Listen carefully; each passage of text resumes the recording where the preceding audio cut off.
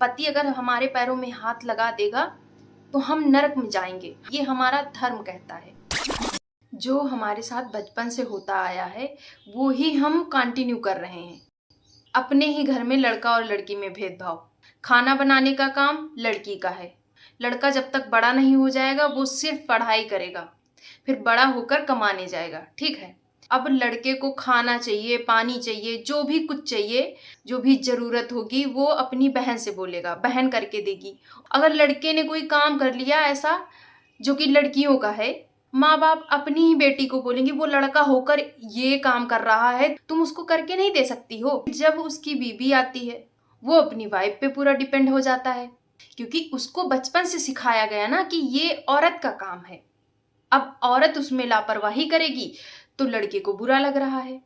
और जिन बहनों ने अब तक अपने भाई की पूरी केयर की, उसके मुंह से निकलते ही पानी हाजिर किया, उसके मुंह से निकलते ही नाश्ता खाना सब कुछ हाजिर किया, अब भाई ने अपनी बीवी को कुछ भी कर दिया एक्स्ट्रा, अब घर वाले तिल मिला जाते हैं, हमारे लिए तो इसने नहीं किया, इसके लिए ऐसे कैसे कर रहा है।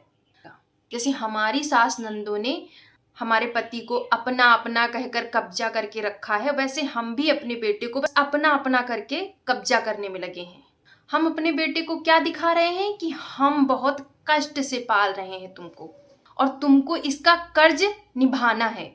अब लड़के को अपनी माँ से पूरी सिंपैथी है, लेकिन उसकी भरपाई वो खुद नहीं करेगा, वो अपनी बीवी से करवाएगा। और सबसे खराब चीज जो मुझे लगती है, बच्चे जैसे ही बड़े होने लगते हैं माँ बाप बिल्कुल अलग अलग रहने लगते हैं।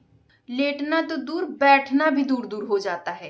अब मान लो किसी की शादी 16 या 18 साल में हो गई या 20 साल में हो गई, जैसे ही 5-6 साल का हुआ बेटा या बेटी, अब उन दोनों में दूरी आ गई बच्चों को लेकर। उस औरत पे क्या असर पड़ता है? एक तो घर परिवार का बोझ, ऊपर से उसका पति उसके साथ नहीं है, और फिर यही ट्रॉमा बढ़ता जाता है। जबकि एज मैटर ही नहीं करती है, हर औरत अपने पति से केयर, पैम्परिंग, हग डिजर्व करती है। अब वही सास अपने बेटे और बहू को एक साथ नहीं देख पा रही है। उसके मन में चल रहा है ना कि हम अपने पति से इतने सालों से अलग रहे, फिर वही औरत अपनी बहू को बर्दाश्त नहीं कर पाती है। तो कोशिश करिए कि हमारे साथ जो होता आया है उसको एक्चुअली में कैसे ठीक किया जाए।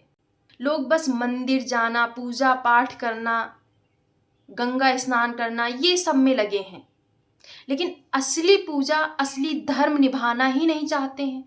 जिस तरह लड़कों की परवरिश की जाती है ना, उसका एक एग्जाम्पल मैं देती हूँ। मैं, मेरे हस्बैंड, मेरा बेटा, 3 लोग रहते हैं। उन लोगों को पैर में दिक्कत होती है, मैं तेल लगा देती हूँ, अच्छे से दबा देती हूँ हाथों से, ठीक है। लेकिन जब मुझे दिक्कत होती है तो मुझे भी लगता है ना कि कोई मेरे पैर हाथ से दबा दे।